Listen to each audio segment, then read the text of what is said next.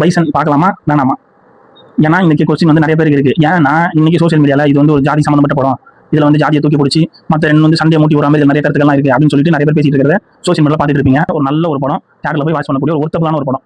ஏன் அப்படி நான் சொல்றேன்னா, பைசன் வந்து துருவிக்ரமோட சூப்பரான ஒரு நடிப்பில் பயங்கர ஆர்வம் பண்ணியிருக்காப்புல. துருவிக்ரம் சூப்பராக இருக்கு அவர் ஆக்டிங்ல, நடிச்சிருக்கிறதோட அந்த கேரக்டராகவே வந்து வாழ்ந்திருக்காருன்னு தான் சொல்லணும். ரெண்டாவது மாரிசலோட டைரக்ஷன், பரியரம் பெருமாள் பிடிச்ச எல்லாருக்குமே பைசன் ரொம்ப பிடிக்கும். அதாவது அந்த ஊருக்குள்ள இருக்கக்கூடிய ரெண்டு சமூகங்களுக்கு இடையான பிரச்சனையும் காமிச்சிருக்காரு.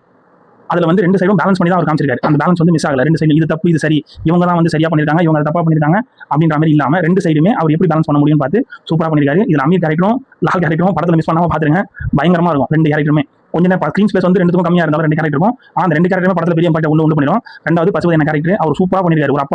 ஒரு அப்பா வந்து தான் புள்ள அந்த ஊர்ல இருந்து எப்படியாவது வெளியே போயிடணும், இந்த பிரச்சனைலாம் வெளியே போயிட்டு இந்த தடையெல்லாம் உடச்சிட்டு எப்படியாவது தன் பிள்ளை கொண்டு போய் சேர்த்துணும் இருக்கிற அப்பாவோட அந்த பரிதவிப்பு வந்து பயங்கரமா வந்து எக்ஸ்பிரஸ் பண்ணிருக்காரு பசுபதி அண்ணன். படம் வந்து அந்த அளவுக்கு வந்து உங்களுக்கு கனெக்ட் கொடுக்கும். விஷயங்கள் எல்லாமே வந்து பாத்தீங்கன்னா மாரி செல்வராஜ் டைரக்ஷன்ல சூப்பராகவே அவர் வந்து ஒரு கதையை சொல்லியிருப்பாரு. படம் ஆரம்பிக்கிறதும் தெரியாது, முடியறதும் உங்களுக்கு தெரியாது. ஆனால் படம் லென்த்ன்ற மாதிரி பேசிட்டு இருக்காங்க. அப்படிலாம் ஒன்றும் இல்லை. படம் நீங்க பார்க்க ஆரம்பிச்சீங்கன்னா உங்களுக்கு அது லென்த்தாவே தெரியாது. படம் அந்த அளவுக்கு சூப்பராக போகும். தேட்டரில் போய் பார்க்கக்கூடிய ஒரு ஒர்த்தபிளான படம் தான் இது.